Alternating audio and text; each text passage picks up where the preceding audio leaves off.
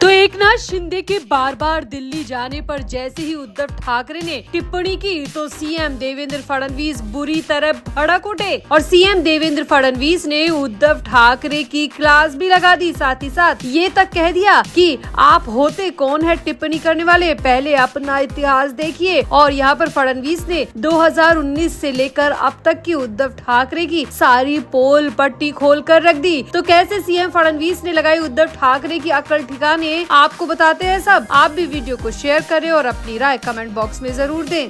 तो मुख्यमंत्री देवेंद्र फडणवीस और शिवसेना प्रमुख उद्धव बाला साहब ठाकरे कभी अच्छे दोस्त हुआ करते थे। महाराष्ट्र में शिवसेना और बीजेपी का गठबंधन भी था और दोनों की सरकार भी थी, लेकिन इसके बाद में सब कुछ बदल गया। बीजेपी के पास आज भी सत्ता है और शिवसेना सत्ता में शामिल है, लेकिन उस शिवसेना के प्रमुख अब उद्धव ठाकरे नहीं बल्कि एकनाथ शिंदे हैं। और उन्हीं एकनाथ शिंदे पर उद्धव ठाकरे ने टिप्पणी करके बहुत बड़ी गलती कर दी, जिसका सीएम देवेंद्र फडणवीस ने ऐसा जवाब दिया है जिसके बाद तो उद्धव ठाकरे की बोलती पूरी तरह बंद हो गई है। दरअसल एकनाथ शिंदे इन दिनों कई बार दिल्ली का दौरा कर चुके हैं, कई बार दिल्ली में बीजेपी नेताओं से मुलाकात कर चुके हैं और इसको लेकर उद्धव ठाकरे ने मीडिया के सामने मनगढ़ंत कहानी सुना दी और अपनी ही तरफ से बयानबाजी कर दी और एकनाथ शिंदे के दिल्ली जाने पर काफी चुटकी भी ली, जिसका जवाब सीएम देवेंद्र फडणवीस ने उद्धव ठाकरे को बेहद करारा दिया है। देवेंद्र फडणवीस ने कहा कि चाहे एकनाथ शिंदे की शिवसेना के नेता हो या हमारे नेता, मैं हूं या फिर एकनाथ शिंदे, अगर हम दिल्ली जा रहे हैं और हमारे शीर्ष नेताओं से मिल रहे हैं तो इसमें उद्धव ठाकरे को कोई समस्या नहीं होनी चाहिए। फडणवीस ने आगे कहा कि दिल्ली हमारे देश की राजधानी है, महाराष्ट्र में चीनी कारखानों का मुद्दा है, प्याज का मुद्दा है और भी कई बड़े मुद्दे हैं जिन्हें लेकर चर्चा करने के लिए हमें समय समय पर दिल्ली जाना पड़ता है। देवेंद्र फडणवीस ने कहा कि अगर महाराष्ट्र को प्रगति करनी है तो हमें दिल्ली जाना ही होगा। क्या हमें ज्वलंत राजनीतिक मुद्दों को दिल्ली में ले जाना जरूरी नहीं है? देवेंद्र फडणवीस ने यहाँ पर कहा कि ठाकरे परिवार के लोगों के पास सिर्फ अपनी बातचीत और अपने आप को बड़ा दिखाने के अलावा कोई काम नहीं है। वो आज तक समझ ही नहीं पाए कि आखिर सरकार काम कैसे करती है। महाराष्ट्र के विकास के लिए महाराष्ट्र के ज्वलंत मुद्दों पर किस तरह बातचीत करनी पड़ती है, कहाँ कहाँ चर्चा करनी पड़ती है, किस किस की सलाह लेनी पड़ती है, ये सब कुछ शायद उद्धव ठाकरे को इसलिए नहीं पता क्योंकि उन्होंने मुख्यमंत्री रहते हुए सिर्फ गद्दी संभाली थी, लेकिन काम करना उन्हें आता नहीं है। उन्हें समझ होनी चाहिए कि एकनाथ शिंदे अगर दिल्ली जा रहे हैं तो वो महाराष्ट्र के प्रगति के लिए जा रहे हैं, ना कि मौज काटने के लिए। देवेंद्र फडणवीस ने कहा कि दिल्ली हम सिर्फ राज्य के मुद्दों को लेकर जाते हैं, कई बार मुझे जाना पड़ता है तो कई बार एकनाथ शिंदे को जाना पड़ता है, क्योंकि हम सभी महाराष्ट्र के विकास के लिए काम कर रहे हैं। यहाँ पर देवेंद्र फडणवीस ने अपने इस बयान में कई बार उद्धव ठाकरे का नाम लेकर कटाक्ष किया, साथ ही साथ एकनाथ शिंदे की पुरजोर तरीके से प्रशंसा की और कहा कि दिल्ली जाकर वो वाकई में महाराष्ट्र के मुद्दों को अच्छे से रख रहे हैं, उन पर चर्चा कर रहे हैं और हमारे सीनियर लीडर्स की राय मशविरा भी ले रहे हैं, जिससे हमारा काम आसान हो जाता है, हमारी सरकार के लिए काम करना बेहद आसान हो जाता है। देवेंद्र फडणवीस ने बिना किसी झिझक के यहाँ पर कहा कि मौजूदा शिवसेना से निपटना कहीं ज्यादा आसान है, यहाँ व्यवहारिक लोग हैं, उनसे बात की जा सकती है। मौजूदा नेताओं में से कोई भी फोन बंद करके या दरवाजा बंद करके नहीं बैठता, इसीलिए मौजूदा शिवसेना नेताओं से बात करना बेहद आसान है। यहाँ पर देवेंद्र फडणवीस ने उद्धव ठाकरे पर निशाना साधा और फोन बंद करने और दरवाजा बंद करने को लेकर कटाक्ष भी किया। उद्धव ठाकरे को समझ में आ गया होगा कि देवेंद्र फडणवीस का बयान किस संदर्भ में है। अगर उद्धव ठाकरे को याद नहीं है तो यहाँ पर देवेंद्र फडणवीस ने याद दिलाते हुए कहा कि मौजूदा नेता फोन बंद करके या दरवाजा बंद करके नहीं बैठते, जिस तरह से 2019 में किया गया था। 2019 में उद्धव ठाकरे ने फोन बंद कर लिया था, दरवाजा बंद करके बैठ गए थे, क्योंकि उन्हें कांग्रेस की गोद में जाकर बैठना था और हमसे छल कपट करना था, इसी वजह से उन्होंने फोन बंद कर लिया था। लेकिन शिंदे या शिंदे के नेता ऐसा बिल्कुल भी नहीं करते। वो जो करते हैं संयुक्त रूप से करते हैं, सब कुछ बताकर करते हैं, छिपाकर या दरवाजा बंद करके नहीं करते, जिस तरह से उद्धव ठाकरे आज तक करते आए हैं। तो 2019 में ऐसा क्या हुआ था जिसको लेकर देवेंद्र फडणवीस बार बार उद्धव ठाकरे पर निशाना साधते चाहते हैं तो वो भी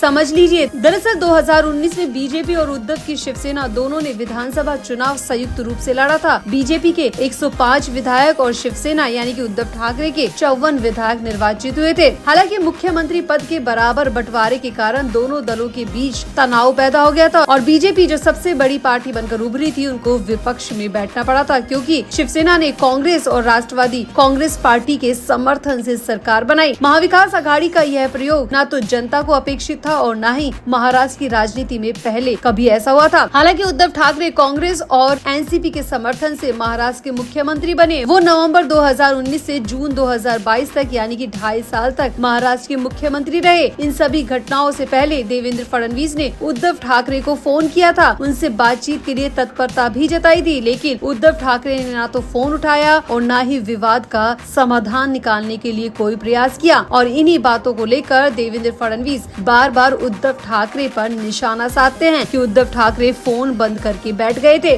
और यहाँ पर देवेंद्र फडणवीस ने साफ साफ कहा कि शिंदे पर उंगली उठाने वाले देख ले कि 3 उंगलियां उनकी खुद की तरफ उठ रही है। तो कुल मिलाकर यहाँ पर शिंदे के दिल्ली जाने पर देवेंद्र फडणवीस ने पूरी तरह बचाव किया और उद्धव ठाकरे को काफी खरी खोटी सुना दी, या यूँ कहे कि उद्धव ठाकरे की अक्ल ठिकाने लगा दी। तो आपका देवेंद्र फडणवीस के इस पूरे बयान पर क्या कहना है? आप भी अपनी राय कमेंट बॉक्स में जरूर दें और वीडियो को भी शेयर करें।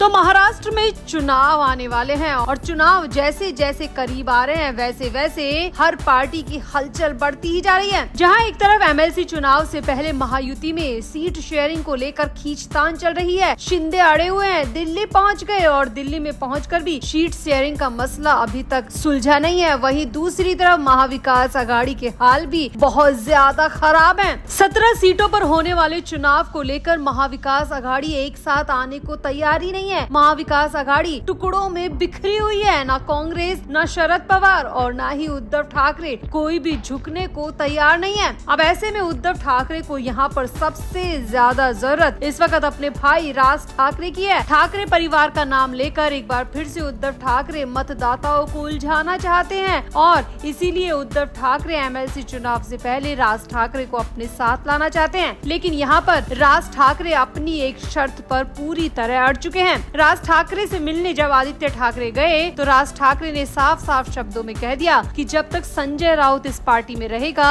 वो उद्धव ठाकरे का इस चुनाव में तो क्या किसी भी चुनाव में साथ देने को तैयार नहीं है। पहले संजय राउत को बाहर करिए और उसके बाद मुझसे बात करिए। अब मुंबई मीडिया की माने तो आदित्य ठाकरे ने यही शब्द उद्धव ठाकरे को आकर कह दिए। राज ठाकरे की पूरी शर्त उद्धव ठाकरे को सुना दी, जिसके बाद उद्धव ठाकरे ने अपनी पार्टी की इमरजेंसी मीटिंग बुलाई। अब सबसे बड़ी बात यह है कि जब जब उद्धव ठाकरे की पार्टी में इमरजेंसी मीटिंग होती है तो उसका सब्जेक्ट, टाइम, दिन सब कुछ संजय राउत डिसाइड करते हैं। किसको बुलाना है, किसको नहीं बुलाना है, ये सब कुछ संजय राउत के जरिए डिसाइड किया जाता है। लेकिन इस बार पहली बार ऐसा हुआ जब उद्धव ठाकरे ने इमरजेंसी मीटिंग तो रखी लेकिन संजय राउत को इसकी कानों कान खबर तक नहीं दी गई। इमरजेंसी मीटिंग से संजय राउत को पूरी तरह दूर रखा गया। हालांकि अभी ये मीटिंग किस दिन होनी है इसको लेकर थोड़ी सी असमंजस की स्थिति है, लेकिन कुछ नेताओं के पास मीटिंग को लेकर बुलावा पहुंच चुका है। लेकिन संजय राउत के पास अभी तक किसी भी तरह का मैसेज उद्धव ठाकरे की इस मीटिंग को लेकर नहीं मिला है और ये बात कंफर्म रूप से सामने आ रही है। अब संजय राउत को क्यों नहीं बुलाया गया ये भी आपको बताते हैं, लेकिन पहले थोड़ा चुनाव के बारे में समझ लीजिए। तो महाराष्ट्र में विधान परिषद की 17 सीटों के लिए चुनावी बिगुल बजते ही राज्य की राजनीति गर्मा चुकी है। 25 मई से नामांकन की प्रक्रिया शुरू हो चुकी है और जून में मतदान होंगे और 22 जून को इसके रिजल्ट्स आने हैं।